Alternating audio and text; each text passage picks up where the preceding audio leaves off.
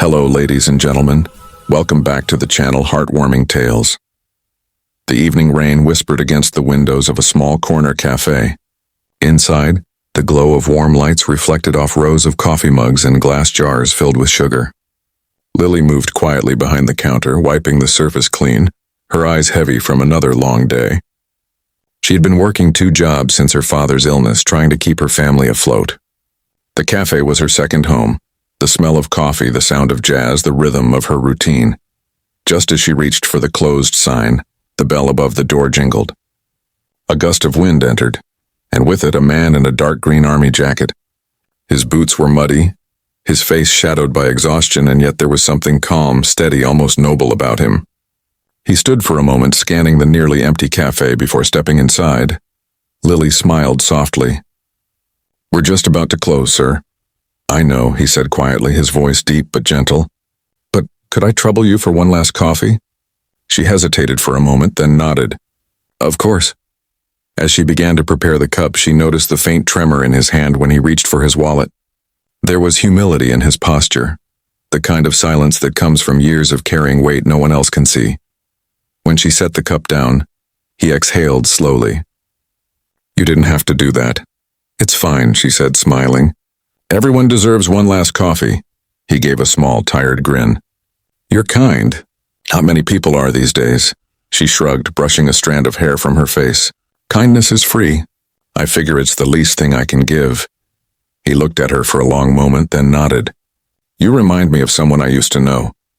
Lily tilted her head. "Someone special?" His eyes softened. "Yeah, someone who believed in me when no one else did." She smiled but didn't ask more. Everyone who walked into that cafe carried their own untold story. And sometimes it was better to let silence do the talking. He stayed longer than she expected, just sitting by the window, sipping his coffee, watching the rain. When he finally stood up to leave, he placed a few crumpled bills on the counter. "Thank you," he said simply.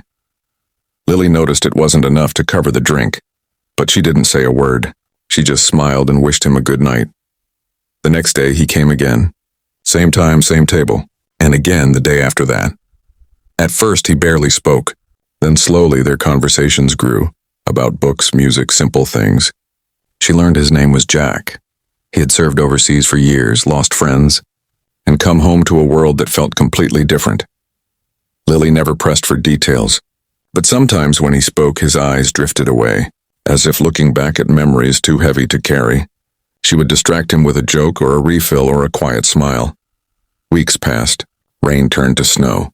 Jack became a part of the cafe's rhythm.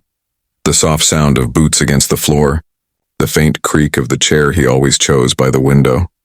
But what Lily didn't know, what no one in the cafe knew, was that Jack was not just a soldier. He was the missing heir to one of the country's largest fortunes, a legacy he had abandoned years ago after a bitter family tragedy. The world believed he had disappeared. In truth, he had simply chosen peace over wealth. One late evening when the cafe was empty, Jack noticed Lily sitting in a corner, her hands trembling as she looked over a stack of overdue bills. The smile she wore for everyone else was gone now, replaced by exhaustion, worry, quiet pain. He stood up, walked over, and said softly, "You okay?" She looked up, startled. "Oh, Jack, I didn't see you there." He nodded toward the papers. "Looks like you've got a lot on your plate." She forced a small smile. "Just bills."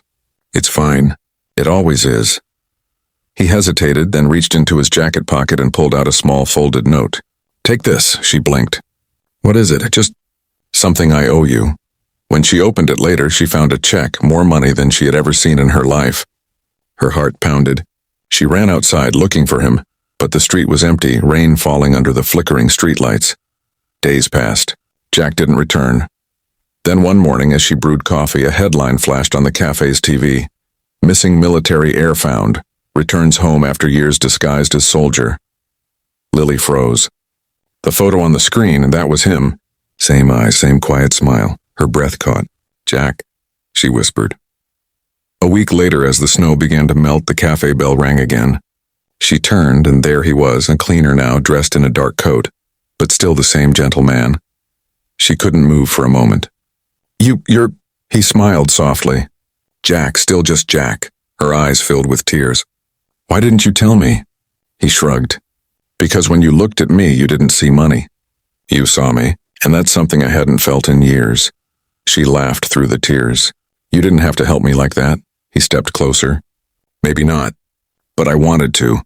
You gave me warmth when I'd forgotten what it felt like." They stood there for a long moment, two souls who had met by chance, connected by kindness. Then Jack smiled. "So, one last coffee?" She nodded, wiping her eyes, her smile returning. "Only if you promise it won't be the last," he chuckled. "Deal." As they sat together by the window, the city lights flickered outside and the smell of coffee filled the air. Sometimes love doesn't arrive with fireworks or grand gestures. Sometimes it starts with a single cup shared between two hearts that needed healing. One last coffee that became the beginning of forever.